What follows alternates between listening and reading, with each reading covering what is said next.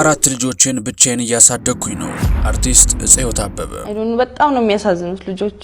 አርቲስቷን ሀብታም አጥማጅ ያስባላት ጉዳይ ምን ይሆን? የአንድ ሰሞን መነጋገር የነበረው የፍቅር ህይወቷ የሰራቻቸውን ድንቅ ፊልሞችን ያስንቃል። በዚህ ሳምንት በአንድ ፕሮግራም ላይ ዘንጣ የተገኘችው አርቲስቷ ለአንድ ምሽት ላለባበሷ ብቻ ያወጣችው ገንዘብ አጀብ የሚያስብሉን አግኝተነዋል። ከነ ማስረጃው ይዘነዋል። ስሟ ሴቶችን ለብልግና ከመሸጥ ጋር የተነሳበትን አጋጣሚ እንዲሁም ስለ እፀዮት አበበ ያልተሰሙ መረጃዎችንም አካተን ይዘንላቸዋል። ታደምጡታላችሁ። እናንተ ብቻ እንደተለመደው ላይክና ሰብስክራይብ የሚሉ ነጭና ቀይ ቀለሞችን መታ እያደረጋችሁ አብራችሁኝ ጥቂት ዝለቁማ። የአያት ልጅ ቅምጥል እንደሚባለው በአያቷ እጅ በፍቅር ያደገችው እፀዮት ገና በለጋ እድሜዋ ነበር የሰዎችን ትኩረት መሳብ የጀመረችው። ሜትር ከ85 የሚረዝመው ቁመቷ፣ ማራኪ ኢትዮጵያዊ ቀለም የፈሰሰበት መልኳና ልዩ የደስደስ ያለው ገጽታዋ ለኪነ ጥበብ ዓለም የተፈጠረች ያስመስሏታል። ገና በ16 ዓመቷ የሞዴሊንግ ትምህርቷን በመከታተል ላይ ሳለች ነበረ ወደ ስክሪኑ ዓለም ዘው ብላ ገባችው። የመጀመሪያ ስራዋ በወቅቱ ዝነኛ በነበረው ድምፃዊ ጆሲ ኢንዛውስ የሙዚቃ ቪዲዮ ላይ በሞዴልነት መታየት ነበረ። ይህ አጋጣሚ ለወጣቷ እፀዮት የዝናን በር ወለል አድርጎ ከፈተላት። ብዙም ሳይቆይ በዳይሬክተሮች አይን ውስጥ በመግባቷ አዳም የተሰኘ የመጀመሪያ ፊልሟ ላይ ዋና ተዋናይ ሆና ብቅ አለች። በዚያን ወቅት እፀዮት የ10ኛ ክፍል ተማሪ ነበረች። ቁንጅናዋና ዝነኝነቷ በወጣት ወንዶች ዘንድ ከፍተኛ ተወዳጅነት እንዲኖራት አድርጓታል።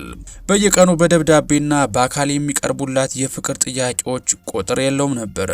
በፊልም ቀረጻ ምክንያት ከትምህርት ቤት የምትቀርባቸው ቀናት እየበዙ በመምጣታቸው ለተወሰነ ጊዜ ትምህርቷንም ለማቋረጥ ተገዳ ነበር።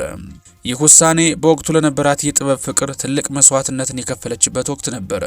እፀዮት ቀስ በቀስ ወደ ዝነኝነት ማማ ላይ ስትወጣ በወቅቱ በወጣቶች ዘንድ እጅግ ተወዳጅ በነበረው የአርቲስት ሳምቦድ ታይ በተሰኘ የሙዚቃ ክሊፕ ላይ በሞዴልነት ተሳትፋ ነበር። ይህ ስራ ግን በጊዜው ከፍተኛ ትችትን አምጥቶባታል። ክሊፑ ላይ እፀዮት በውስጥ ልብስ ብቻ ስትጨፍር የታየች ሲሆን እንደ ጆኒ ራጋ፣ ታደለ ሮባና ብርሃኑ ተዘራ ያሉ ታዋቂ አርቲስቶችም በቪዲዮ ላይ ነበሩ። ይህ ድርጊት ከኢትዮጵያ ባህል ያፈነገጠ ተብሎ ቢወገዝም አንዳንዶች ግን ኪነ ጥበብ የሚፈልገውን ያደረገችው በማለት ከጎኑ አቁመው ነበር። እፀዮት ቀስ በቀስ የኢትዮጵያ ፊልም ኢንዱስትሪ ንግስት መሆን ጀመረች።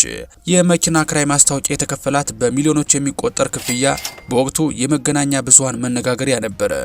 ዛሬ ላይ እንዲህ አይነቱ ክፍያ የተለመደ ቢሆንም በዚያን ጊዜ በአርቲስቶች ታሪክ ውስጥ እጅግ ውድ ተከፋይ አድርጓታል። ብቃቷን ይበልጥ ያሳየችው ግን በኢትዮጵያ ቴሌቪዥን ይተላለፍ በነበረው ገመና ድራማ ላይ ነበረ። በዳይሬክተር አሸብር ሀብታሙ አማካኝነት የተመረጠችበት ይህ ድራማ እፀዮትን በእያንዳንዱ ኢትዮጵያዊ ቤት ውስጥ እንድትታወቅ አደረጋት።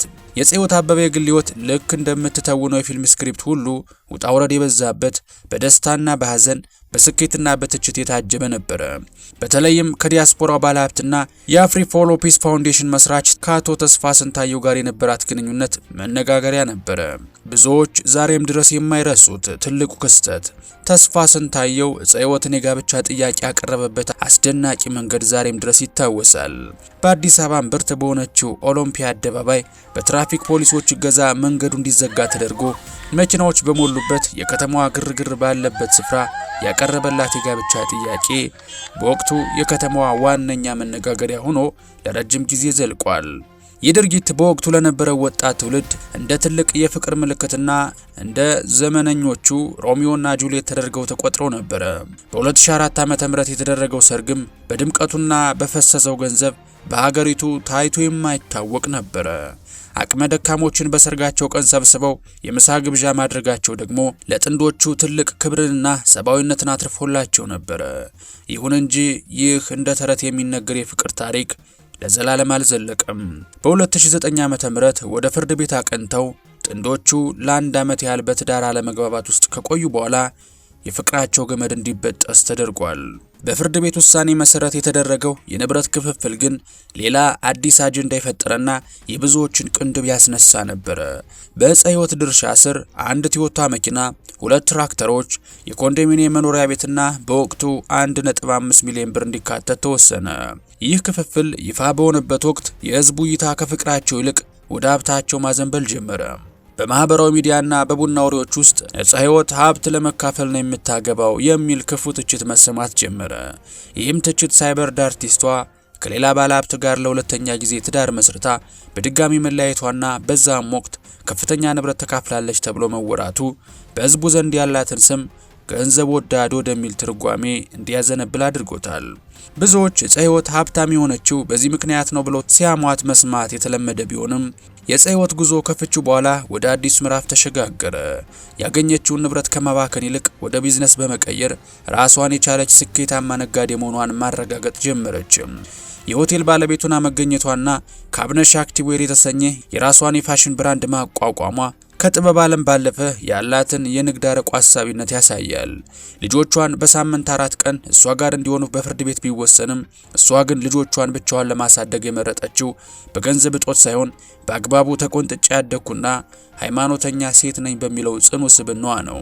ይህ ስነ ልቦናዊ ጥንካሬዋ በመጥፎ ስም ስብራትና በሐሰተኛ ወሬዎች ውስጥ ሳትፈርስ ይልቁንም በበጎ አድራጎት ስራዎቿ ላይ ትኩረት እንድታደርግ ረድቷታል። በሜሪጆ ኢትዮጵያ በኩል የምታደርገው ድጋፍና በልደቷ ቀን ጎዳና ተዳዳሪዎችን በማሳተፍ የምታሳየው ደግነት ስሟ ከሀብት ክፍፍል ወሬ በላቀ መልኩ በደግነት እንዲነሳ መንገድ ከፍቷል። ዕፀ ሕይወት በትችት ውስጥ ያለፈች በውበት የታጀበችና በጠንካራ የንግድ ስራዎቿ የደመቀች የዘመናችን የጥበብ ምልክቱን አቀጥላለች። ዕፀ ሕይወት አበበ በአለባበሷ ረገድ በኢትዮጵያ አቻ የላትም ማለት ይቻላል። ሁልጊዜም እጅግ ውድና ዘመናዊ የሆኑ የዓለም አቀፍ ዲዛይነሮችን ምርቶች የምትመርጥ ሲሆን ከሰሞኑ በአርቲስት ፍናንድሩ ብራይዳል ላይ በተገኘችበት ወቅትም ይህንኑ ድንቅ ፋሽን በተግባር አሳይታለች። የዓለማችን የቅንጦት ምልክት የሆነውን የቻነል ፍላግ ባግ ከታዋቂው ጃዶር ዳዮር ጫማ ጋር አጣምራ በመልበስ ልዩ ግርማ ሞገስን ተላብሳ ነበረ። የዚህ አለባበስ ዋጋ ሲገመትም እጅግ ከፍተኛ ነው።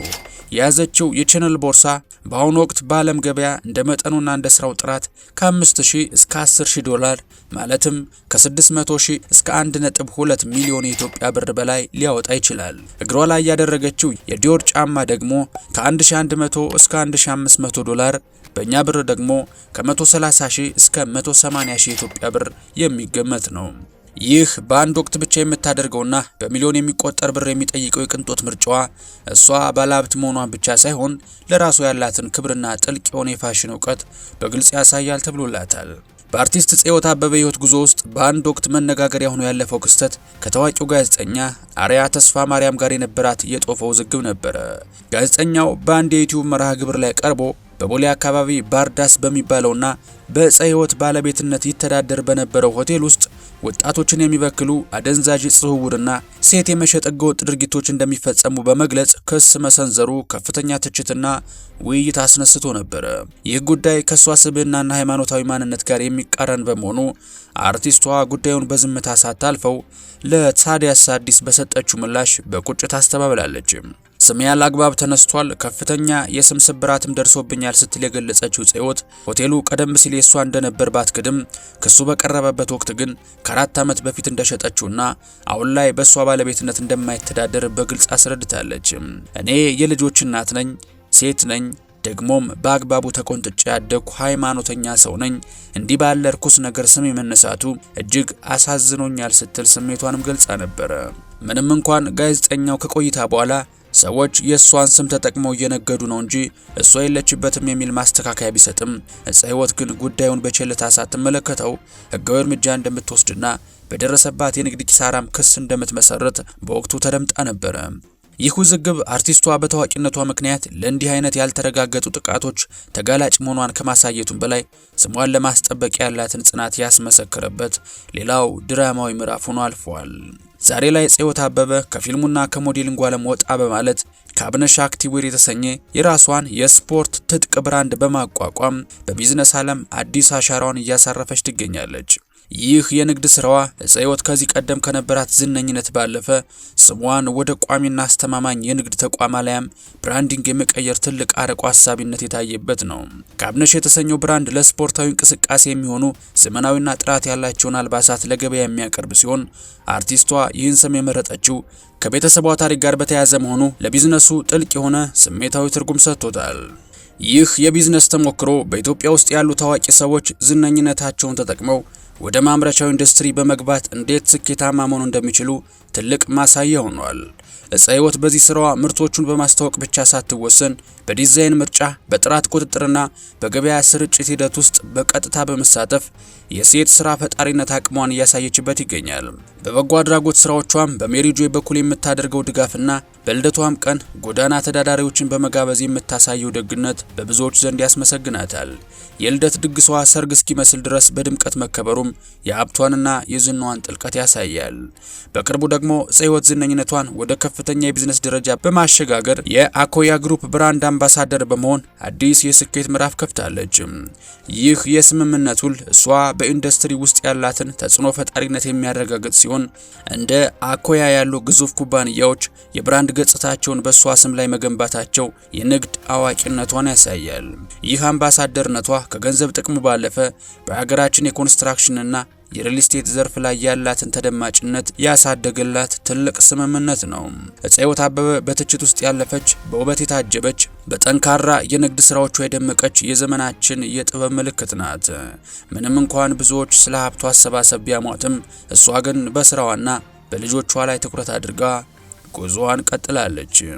የምንወዳችሁ የኢትዮ ቱርስ ቤተሰቦች ለዛሬ በአርቲስት ዕፀ ሕይወት ዙሪያ ያዘጋጀንላችሁ ጥንቅር ይህን ይመስል ነበረ። በአርቲስቷ የሴትነትና የዝነኝነት መንገድ እንደተደነቃችሁ ጥርጥር የለንም። ሀሳብ፣ አስተያየት፣ ትችትና መልካም ምኞት ሲኖራችሁ እንደተለመደው ሀሳብ መስጫው ላይ ብታሰፍሩልን ይደርሰናል። በቀጣይ በተሻለ ቪዲዮ እስከምንገናኝ ሰላማችሁ በዝት ይበልልኝ። ቸር ቆዩልኝ።